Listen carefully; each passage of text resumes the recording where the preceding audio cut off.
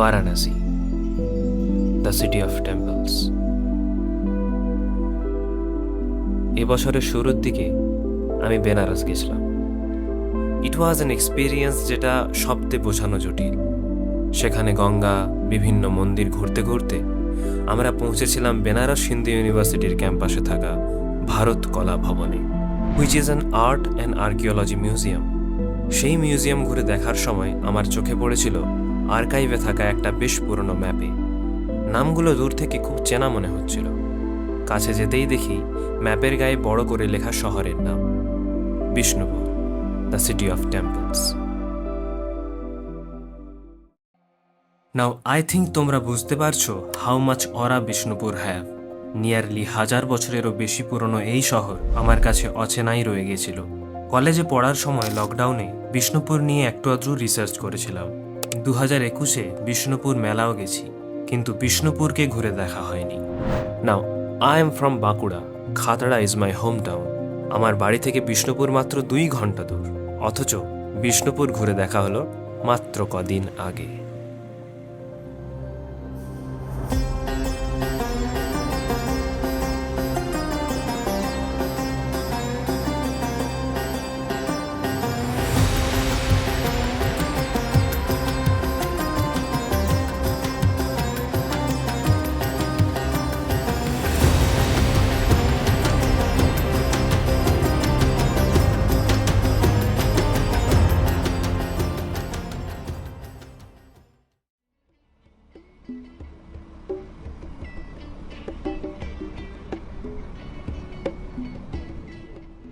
This is the end.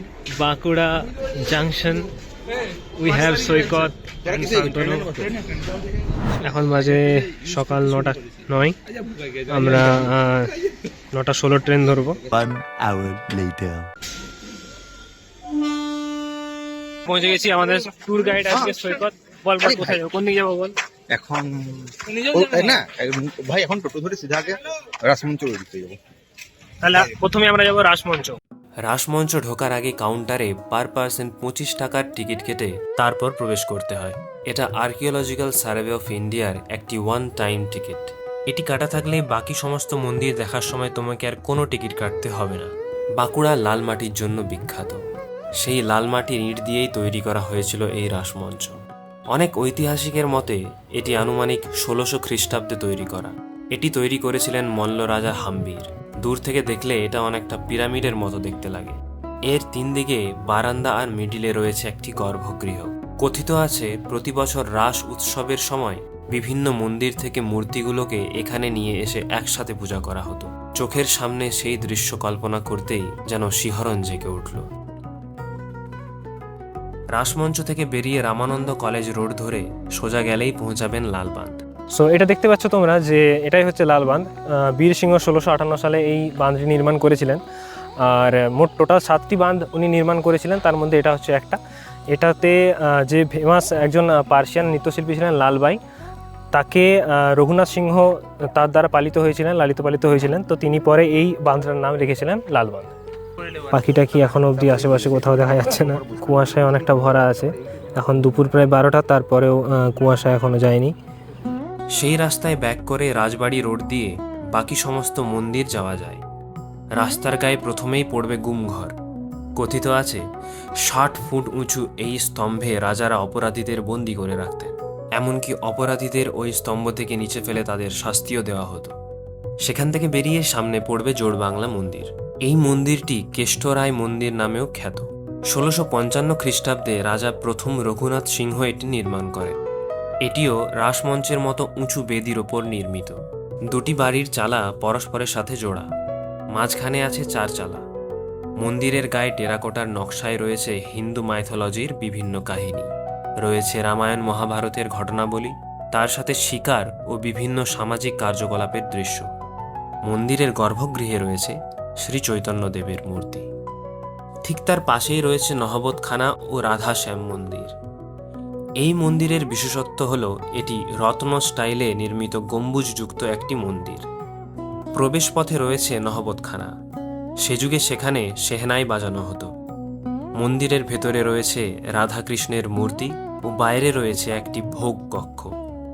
এই মন্দিরটি 1758 সালে রাজা চৈতন্য সিংহ নির্মাণ করেন।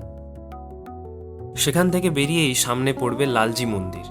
মল্লভূম রাজা বীর সিংহদেব 1658 খ্রিস্টাব্দে এই মন্দিরটি স্থাপনা করেন। একরত্ন স্টাইলে নির্মিত এই মন্দিরটি মহারাজা বীর হাম্বির গার্ডেনের মাঝখানে অবস্থিত। মন্দিরের ভেতরে রয়েছে রাধাকৃষ্ণের মূর্তি, বাইরে রয়েছে নাটমঞ্চ ও ভোগকক্ষ। সো তোমরা দেখলে এখানে ভেতরটা তুমি দেখতে পাচ্ছ একটা মন্দির আছে, তার এখানে একটা নাটমঞ্চ আছে, এখানে একটা নাটমঞ্চ, ওইদিকে আরেকটা নাটমঞ্চ আছে। আর এইগুলো দেখছেন, এইগুলো হচ্ছে সব এক একটা তুলসীর মঞ্চ। এখানে তুলসী গাছগুলো আছে, বসার জায়গা আছে সুন্দর করে। এখানে বসে আছে আমাদের আজকে ট্যুর গাইড মিস্টার সৈকত। কেমন লাগছে ভাই? ঠিক আছে, কারণ অলরেডি এই নিয়ে আমার এটা 3rd বা 4th ভিজিট, অলরেডি এক্সপিরিয়েন্সড। আর ওইখানে আমাদের দাঁড়িয়ে আছেন আমাদের বল কেমন লাগছে ভাই? মোটামুটি ভালোই, বাট প্রজাপতি এসে চলে যায়। সো এইখানে এই যে নাটমঞ্চটা আছে, ওখান থেকে কীরকম ভিউ আসছে সেটা দেখা যাক।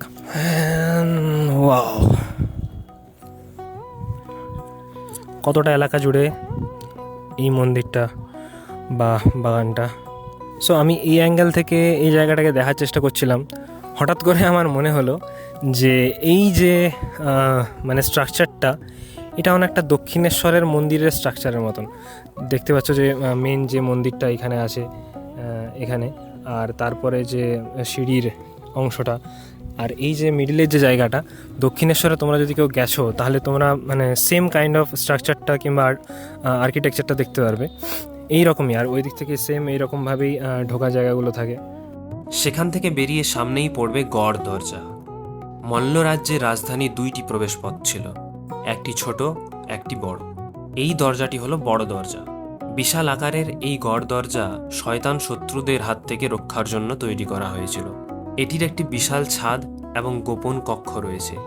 এটিও লাল মাটির পোড়া ইট ও পাথর দিয়ে তৈরি। এই পথ দিয়েই ভিন দেশের লোকেরা বিষ্ণুপুরে প্রবেশ করত। Just see this. এটা বেসিক্যালি ফোর্টে ঢোকার একটা মুখ্য দরজা ছিল। এখান দিয়ে প্রবেশ করার আগে সবাইকে চেকিং ফেকিং এসব করা হতো, আর সন্দেহজনক মনে হলে তাকে এখানে আটকে দেওয়া হতো। প্রহরী ছিল এখানে এই জায়গাগুলোতে।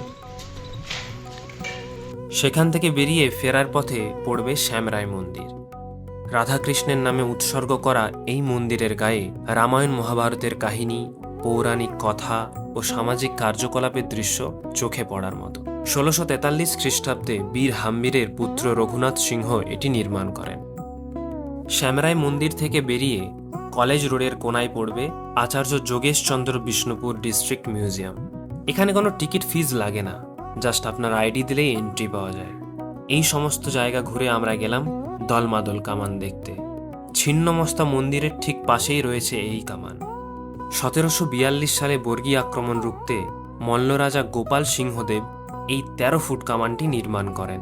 স্থানীয় মানুষের কথায় 17 শতকের শুরুর দিকে যখন ভাস্কর রাওয়ের নেতৃত্বে মারাঠা বা বর্গীরা বিষ্ণুপুর আক্রমণ করে, তখন মল্লরাজ দেবতা মদনমোহন স্বয়ং অলৌকিক উপায়ে এই ভারী কামানটি দেখে শত্রুদের তাড়িয়েছিলেন।